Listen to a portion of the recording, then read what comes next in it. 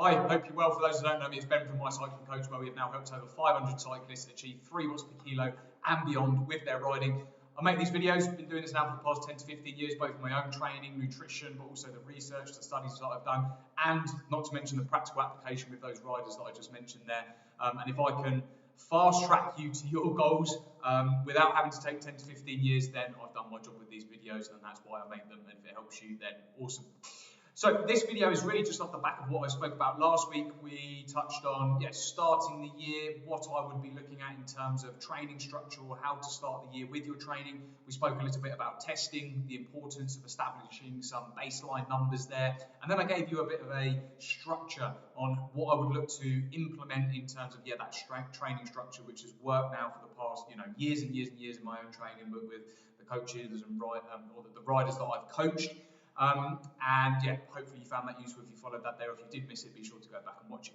This week then is almost part 2 to that, where we're going to go into more the nutrition and fueling side of things. So as well as having a target of really trying to get your fitness up, your FTP, your power, your endurance, your hill climbing through the training, you may also have a weight management or body composition goal that you're also looking to achieve by spring. So you might be looking to lose weight, it might be body composition target there. So today, just wanted to really, like we did last week with the training, is give you a structure, some principles that you can follow, which again I have found, I've done this myself, year on year at this time of year for a specific maybe event or ride, or as I said in my video, you may just have a trip planned, you might have an event, you might have a sportive, or you might just go out and ride on your own and you just want to be able to really enjoy your riding this year. Now, these principles is what I've implemented and I found that has worked time and time again. So, starting the year, if you have a weight management target there that you would like to achieve, it's really important that you work out your base calories that you need just when you're firstly not including exercise. Okay, so we're just looking at your day-to-day, what you need to actually just live, maintain normal life, and this may include also, what is important that we take into account here is what your day-to-day does include in terms of your job, if that's a physical job, whether you're desk-bound, whether you're a bit of both, but it's important that we take that into account. One of the easiest ways to actually calculate this, there's loads of apps out there now, but one of the best ones, as I've mentioned, MyFitnessPal is a really good app, as it allows you to really identify what those base calories are that we need to then work with. You can go in there, you can set it up, you can just take a free account. By the way, this video isn't sponsored by MyFitnessPal, I'm not getting given anything by MyFitnessPal. I just find it's a really useful tool to run that base calorie calculation, so you actually know where you need to be in terms of, if you're going to want to lose some weight, we're going to need to create a deficit there, a safe deficit, and MyFitnessPal will allow you to calculate that and take into account what your normal daily activity is with that as well. So set up an account, go into there, add in what your weight loss target may be, how much weight that you're looking to lose, and then it will also ask you some questions, like I just said there, on what your general daily activity is. So this could be your job. If you have a very physical job, you want to obviously include that because you will be burning more calories compared to somebody who is very desk-bound and sat at a desk all day. So set that up there, and then MyFitnessPal will give you your base calorie goal. And that is really on a day, should we say a rest day where you're not doing any training, so specific training. It might not be a rest day if you have a very physical job, but let's say a rest day, just to put it into context, is where you're not doing any training on the bike. Okay, so those base calories, they are what you have to use on a rest day. Now, really important where some people can fall over with this is what they will then do is any calories that they then burn through exercise is they won't add those to that base calorie goal target. Okay. This is a mistake for 2 reasons. The first one is if you're training and trying to really improve your power, your fitness, you really do need good, sufficient amounts of energy there to actually fuel the training that you're going to be doing as well. So last week when I was talking about those threshold, those VO2 max, those endurance rides, all those sessions, it's really important that you are fueling those as well. And a mistake that can happen is riders they'll just stick at their base calorie goal and won't take in the calories into account that they're burning through exercise. This then results in very low energy levels, poor recovery through those key training sessions, and you will get to the point where you'll burn out, or you'll just be really low in energy, and you probably won't actually be able to train, or you won't actually be able to put in quality training rides, hit the powers intensities and accumulate the time at those training zones that you need to actually then progress and have the energy to do so and recover. So really important for But the first reason is it's really key that any calories you burn through the training rides that you're doing, you add those calories to what your base goal is. So let's just go as an example, really easy example, just a number I'm pulling out here. Let's say your base goal calories are 2,000 calories on a rest day. If you then go and do a ride and you burn 500 calories, on that specific training day, you then have 2,500 calories to use to fuel your day-to-day activity, but also the training that you're doing as well. On a rest day, obviously, if you're not doing anything, we've said, you'll then just stick to the 2,000 calories. Now, the second reason why it's really important to also make sure that you are replenishing those calories that you've burnt on rides is it can actually have a detrimental effect to your, if you have a weight loss goal, if you're not actually eating those calories. So this is where some people think, yeah, because I've burnt those calories, they then don't want to eat them because that's then going to have an adverse effect on them achieving their weight loss target. But what can happen here is, as I mentioned earlier, you can then, if you don't eat those, feel even more hungry, feel really low in energy, and then what can happen is it's a lot harder to then maintain a habit or sustain that because you'll get to the point where you're just so hungry, the habit will break, and you may then start just eating poorer quality calories, which will mean that you're actually then going to crave more calories. It's not sustainable, and after a week of trying to train, trying to lose weight at the same time, you're really low in energy, and you just go back to old habits where you're not really looking at it in detail and you're not actually making any progress with it. So it's better to actually, this is what I'm saying, take those calories on that you've burned.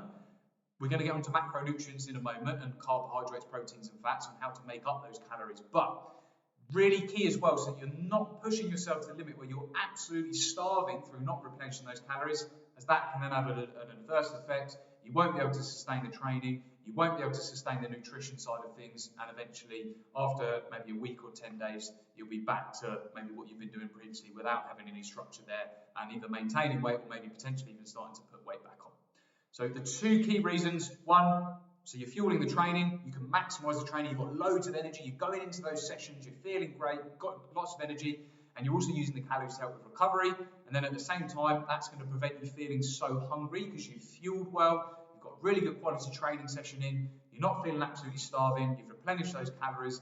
If you maintain that over a consistent period, I guarantee you, you will see your fitness go up and you will achieve your body composition or weight management target there as well. Moving on to the macronutrient piece then. So macronutrients, what are they? They are our carbohydrates, proteins and fats. You may be thinking, how do I then actually use these calories? How do I distribute them across the week, depending on whether it's a training day, a rest day? And we'll keep it a training and rest day for this video, and I will go into detail a little bit more on the different types of training sessions, on how you can potentially fuel differently for a lower intensity session or a higher intensity session. But just for this video, we're going to keep it a training day and a rest day. So my smart fueling philosophy, basically what I call it, is really just looking at what you have planned on the day. Okay, so let's say it's a rest day.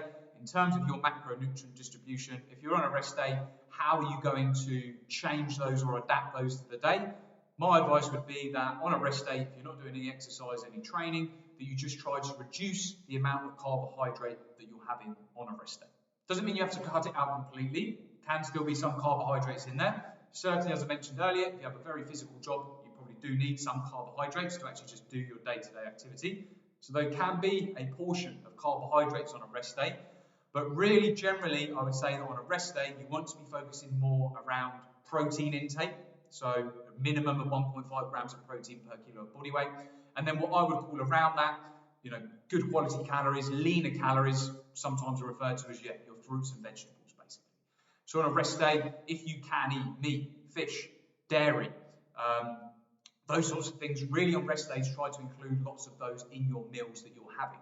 Okay, so it might be just really key examples. It might be, leaner meats. It might be some fish with some vegetables. It might be fish salad, chicken salad, meat salad. It might be that you're having some feta in there as well, throwing some dairy in there. It might be that you're focusing on having, some Greek yogurt with some, fruit with it for your breakfast, because Greek yogurt's really high in protein as well. Just some really quick examples. Obviously, you will have what works for you. You know what you like in terms of your food, but generally on a rest day, try to keep it that, okay, unless you have a really, really active job, you'll reduce the amount of carbohydrates that you're having. Not to say that, as I say, you can still have some, but try to place more on a rest day to focus on the protein and also the fruits and the vegetables. Those micronutrients, absolutely key as well. One, for just sustaining health, but also really key those vitamins and minerals in the recovery process, again, to make sure you're staying fit and healthy, you're supporting your immune system, and you're maximising what you're getting from the training.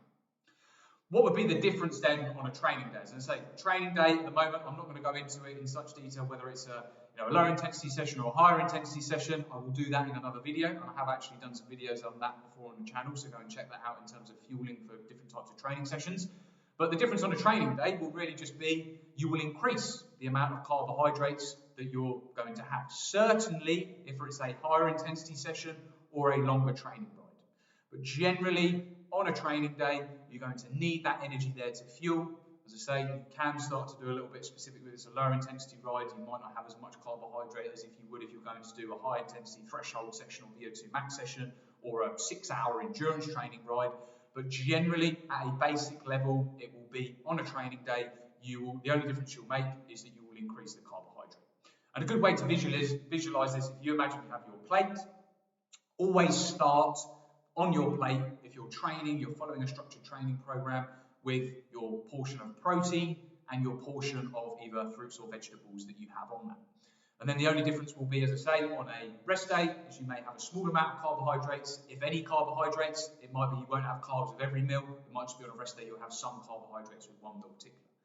On a training day then, this can depend on where you train, but generally, what will the difference be with that plate on a training day? You'll have your protein, you'll have your fruits, your vegetables, but you then may add something like potatoes, pasta, rice to that meal at some point in the day. I would generally advise that you do this on the main meal that you have prior to your training session. So let's just say that you train in the evening or early evening. The main meal where you want to ensure that you are having some carbohydrates on a training day is around lunchtime. Okay? If you're then getting on the bike at 5, 6 o'clock in the evening, you may then have a bit of a carbohydrate snack mid-afternoon, but that way you've really topped up your muscle and liver glycogen stores, part of your main meal at lunchtime. You've done that, you've had a snack in the afternoon, you can then jump on the bike and get on and do your training session. The other example with this would maybe, I know there's a lot of people who follow the channel who actually have to train very early first thing in the morning, and you might be thinking, well, how do I actually get my carbohydrates in if you're training first thing in the morning on a training day? And really, the key here is just to split it with the evening prior. So let's just say you're doing a high intensity training session on a Wednesday morning, okay? What you can do is, rather than having to get up and have, really, a big bowl of porridge or granola or oats or whatever your go-to carbohydrate breakfast is, or maybe where you can train a bit later in the morning, the difference there will be you'll just split that with the evening prior. So on a Tuesday evening, that's where you'll try to have the focus on carbs. So again, your plate on the Tuesday evening, it may have something like pasta, rice, potatoes, wholemeal breads, something that's higher in carbohydrates. From there, you've topped up muscle and liver glycogen overnight. You can wake up in the morning, and from there, you may then just have your coffee, espresso, banana. You might even have an energy gel, a really small breakfast. You can then get on the bike and start your training session. So that's just the only difference there between that training, rest day. And the key is, guys, the philosophy that I've always lived by is just looking at what you have planned on the specific day itself. So if you're not doing any training, reduce carbohydrates down, keep the protein, fruits and veg. If you are training, as I said, we'll go into it in a bit more detail in terms of the type of training session, but generally, just increase your carbohydrate intake a little bit. I would generally say if it's at this time of year, any indoor training, turbo training, threshold VO2 max session, 1 to 1.5 grams of carbohydrate per kg of body weight for an hour to an hour and a half interval training session. Probably an hour and a half to 3 hours before you start that ride is generally, or if it's lunchtime on that day, a good amount to get a good hour to an hour and a half turbo training session done.